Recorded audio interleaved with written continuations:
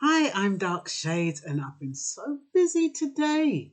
The information has just been flowing. So, I've been doing a lot of work on the Black Bright side of things, to do with immigration mostly. And so, I needed to nurture my subscribers in on Dark Shades. And so, I wanted to talk about a question that somebody raised to me.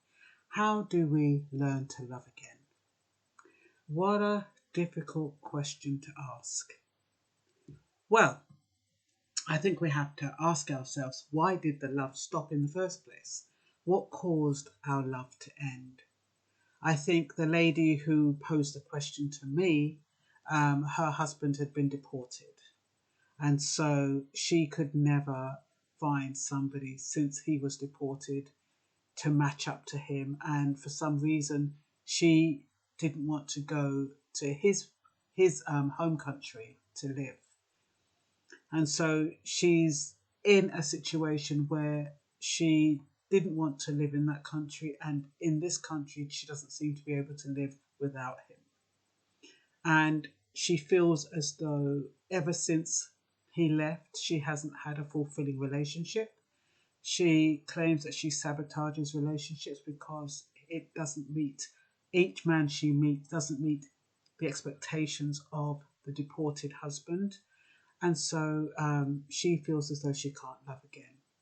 What it made me think about when she was talking about that was loss. It can happen whether, okay, in this case, her husband was deported. It can happen whether or not your husband dies or your spouse dies, male or female. You have that sense of loss. You place that person on a pedestal. You idealize that person and their memories because they're gone and you can't get them back. And so a similar thing would happen. I mean, I've watched on first dates, and you get some of these pensioners, bless their souls, and they say, oh, my wife died of so many years, 55 years, 60 years, 70 years in some cases, and I just can't find anybody to match her. If you're looking for people to match the person you've lost, you are going down a downward spiral, because you'll never, if you're comparing, you'll never find somebody like the person you've lost. You've just got to hold that memory, cherish that memory, put it on the side, and start afresh with a new, with a sense of newness of what to look for in a partner. And it's more to do with how that person loved you as opposed to how you can find love. What I believe that that person is asking is, how can I find somebody who loved me in the way that my husband did, who made me feel loved in the way my husband did. Everybody I meet doesn't make me feel loved in the way my husband or my spouse did. And that's the same for widowers and divorcees. Well, not so much divorcees, but widowers, those who have been betrayed or abandoned. Not even betrayed and abandoned, because they would probably leave behind a bad taste in their mouth, so there wouldn't be such a brilliant legacy. But the fact that you've been abandoned or betrayed could mean that you're going to say, I'm not going to love again. It could be that kind of situation where, no, I'm not going to go down that road again. I've already been there, got the t-shirt, it hurts too badly. I'm not going to love again. As opposed to those who've idealized their exes or their lost ones, and they don't feel as though they can love again because nobody matches up to that person. So we have to ask ourselves, especially those whose husband or whose spouse, I'll say whose spouse has deserted them, whether it's through um, deportation, whether it's through death, whether it's through abandonment. Are the memories of that person realistic? Are you kind of incorporating in those memories the not so great times, the challenging times, the times there were conflicts? Or are you just looking at the best times because that feels safe? that protects you, and you kind of think, oh, yeah, everything about that relationship was absolutely perfect. There was nothing wrong with it at all. Now, if you're doing that, you know that you're lying to yourself, and you know that that is not accurate. And if you're kind of setting yourself up to fail, because if you are comparing any subsequent person who comes into your life to somebody who you have idealized as perfect, how are you going to find love? So you have to be realistic. You have to think, well, my husband or my spouse was absolutely wonderful. They used to take the bins out. They used to hold me. They used to hold my hands. They used to kiss the back of my neck. I remember when he used to make me tea every morning. I remember when he used to wash up the plates. And then you start having all those memories. I remember every Saturday he took me to the park and we'd sit and we'd talk and we'd watch the ducks. And those are the memories. Yes, they're beautiful memories. But I also remember when he used to snore all night, or when he suffered from flatulence, or when or the days that he decided to be antagonistic. Or I remember the times when he wasn't always honest. And I remember the times when he said he was going down to the pub with his friends and he didn't, when I called his mates, he weren't there. So all I'm saying is that might not be a realistic scenario, but I'm just asking you to reach out and pull out the not so perfect moments. The moments where they were quite challenging and you had to kind of come to a compromise, or you used to have to sacrifice and make it right. And yes, you made it right and it was wonderful again. But just try to remember so that when new people come into your life, you're not trying to idealize your spouse so that new person doesn't have a chance in hell, can't get a look in. It's fighting with a duppy, as they say, a ghost, somebody who never be able to meet their expectations. So it is unfair to compare, whether or not it's because you've put them on a pedestal, whether or not you're comparing them, direct comparison, or whether or not it's idealism. You have to really think about what it is you want. And of course, you have to think most of all is about loving yourself. What kind of standards have you set for yourself? When you're thinking about the people that come in your life, is it somebody who you'd want for your daughter? Or are you just making up the fact that they're not good enough? If they're not good enough for your daughter, maybe they're not the right person for you after all. Maybe it's got nothing to do with idealization. Maybe it's got nothing to do with comparing with your ex. Maybe they just are not right for you. And sometimes it is just about a person showing you consideration, showing you tenderness, communicating you in a way that is effective and that you like and you enjoy. Could be something as simple as physical attraction. So yes, it is about what your expectations are in a relationship, and whether or not the subsequent people meet those expectations, and if not, why not? Put aside the person who has passed, or the person who has left, or the person who is just gone out of your life. Put aside them. Don't compare the person that you're with to them. Just look at them on their own merit and ask yourself, why is this person not good enough? If you'll say, oh, it's because he's always late, he's always shouting at me, he's quite abusive, then yeah, of course, then I can understand why you'd make that comparison. But if he is considerate, and if he is caring, and if he does seem trustworthy, and it's just because he doesn't put his clothes down, he doesn't hang up his jacket, or he doesn't put away his shoes, or if he uses the bathroom, he leaves the seat up. If it's silly things like that, then you really need to give it a second look and be a bit more open-minded. So it is about how you want to be loved, And so can that person love you in the way you want to be loved? If you ask that person to love you in the way you want to be loved, is that person capable of doing that? Because you can't expect somebody to read your mind. And when you're thinking about love and loving again, it has a lot to do with how you interact with that person who is to give love to you and who you are to show love. And it needs to be reciprocal.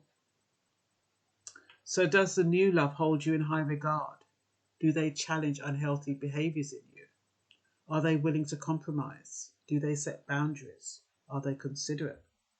Maybe this is what you miss in your former spouse, or maybe your former spouse didn't even have all of those traits. But when you're thinking about a person, you have to think about what is good about that person and what you have in common with that person, rather than comparing them to somebody who is no longer a part of your life, apart from the memory you have of them. So you love yourself first. Losing someone is a bit like losing yourself or a part of yourself, and you have to acknowledge that. Make sure you've got over the grief process. No point trying to love someone when you're still pining over the person you've lost. You have to make sure you've gone through the grief process completely. You've come to a stage of acceptance that that person is never coming back, and you need to move on. Until that point, regardless of how long it takes, it can take 5 years, 10 years, 15 years. But do not attempt to try and establish a long-term relationship until you've kind of got that out of your system, because otherwise that person is going to be like a constant memory, and you're always going to be bringing him up and her. And you know, when you're going into a new relationship, yeah, you can mention your husband once, but you know, I watch sometimes when I watch it on First Dates, and they always, every sentence, oh yeah, I used to do that with my wife. Oh yeah, me and my wife did that. Or me and my husband. Oh yes, I had some good times with my husband. Oh, I spent all these years with my husband. Oh, I'll never have anybody like my... I mean, who wants to hear that? So get over it. Regardless of how long it takes, get over it. And once you're over it and you're prepared to love again and give love and receive love, most importantly, to receive love, then you can start thinking about what the type of person you want and what the kind of qualities that person you want, so that when that person comes into your life, you can recognize it. A lot of times we're just flailing. We have no idea. You have no template of the person you want, so anybody can come in and walk out. But whereas if you have a template of the person you want, when I say a template, the type of behaviours that that person has, you might not want somebody who smokes. So if somebody comes up to you and they're smoking, you know, that put that one aside. Might have a template where you don't want anybody to drink. So if you find somebody who's drinking excessively, nope, that's not what you want. You might have a template where you don't want anybody to curse incessantly. And if somebody's coming to you effing and blinding, nope, that's not what you want. You want somebody who's coordinated. Is that a top priority or is it not? So all I'm saying is that if you have a template of the type of man you want in your life, whether it's he's coordinated, whether it's smart, whether he needs to have a job, whether he's well spoken, whether what else?